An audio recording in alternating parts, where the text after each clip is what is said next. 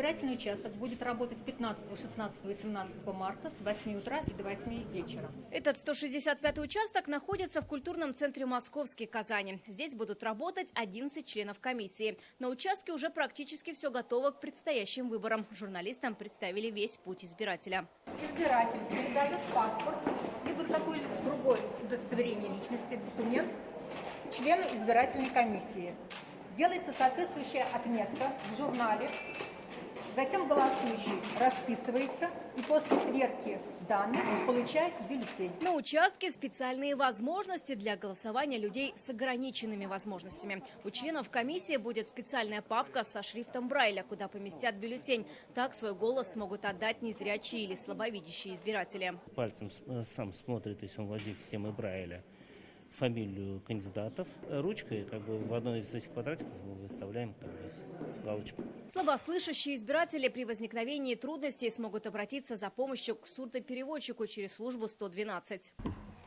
Если мы с членом избирательной комиссии не сможем понять друг друга, я могу позвонить в службу 112 по номеру для глухих. Мне поможет сурдопереводчик. В Республике Татарстан проживает 268,5 тысяч граждан с инвалидностью, избирателей. Среди них есть различные группы выделены. 39 тысяч человек имеют устойчивые, стойкие ограничения возможности здоровья. 10 700 человек, например, это ограничения по слуху. 7490 человек ограничения по зрению. Кабина для избирателей с особенностями физического здоровья. Она шире по размеру. Ниже располагается столик для голосования.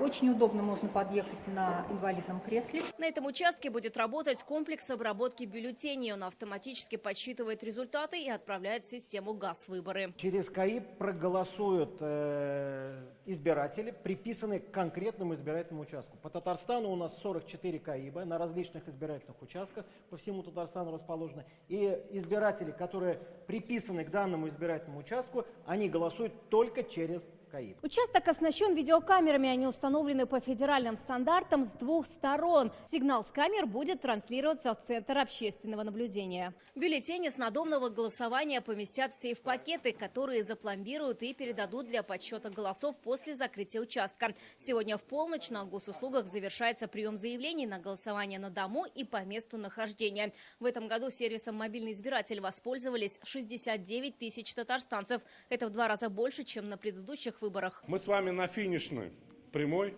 по подготовке к голосованию важнейшей кампании страны, выборов президента Российской Федерации.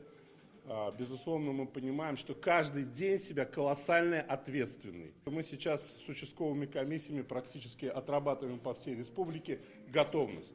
То есть у них прошли первые заседания, они распределили обязанности, они знают, кто чем будет заниматься, они понимают, за какой участок и фронт работы они отвечают. Идет оформление участков. В Татарстане будут работать 2722 постоянные участковые комиссии. Открыты еще 45 дополнительных в 31 больнице, 2 санаториях, в 4 СИЗО. Это в Казани, Чистополе и Бугульме. Проголосовать можно будет также на ЖД-вокзале и в аэропорту. Вероника Гайнудинова, Данил Филатов, ТНВ, Казань.